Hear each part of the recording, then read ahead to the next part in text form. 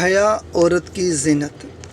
حیا عورت کا سب سے قیمتی زیور ہے اور اس زیور میں اصل خوبصورتی ہے کہ عربی مقولہ ہے زینت المرات الحیا، حیا عورت کی زینت ہے۔ اور عورتوں کے لیے سب سے بڑے اعزاز کی بات یہ ہے کہ رسول اللہ صلی اللہ علیہ وآلہ وسلم کے حیا کی مثال کنواری عورت کے حیا سے تشبیہ دے کر سمجھائی گئی کہ حدیث میں ہے کان نبی صلی اللہ علیہ وآلہ وسلم اشد حیاء من العذراء فی الخدرہا۔ حضور نبی اکرم صلی اللہ علیہ وآلہ وسلم پردہ دار کنواری لڑکی سے بھی زیادہ حیا دار تھے۔ صحیح بخاری حدیث نمبر 5751۔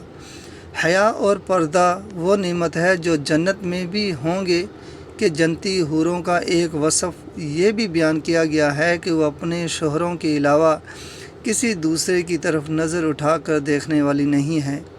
شیخ الحدیث والتفسیر مفتی محمد قاسم عطاری زید شرفیہ فرماتے ہیں پردہ اللہ تعالیٰ کی وہ نعمت ہے جو جنت میں بھی ہوگی۔ نظر نیچی رکھنا دل کو پاکیزہ بناتا ہے اور نیکیوں میں اضافے کا ذریعہ ہے۔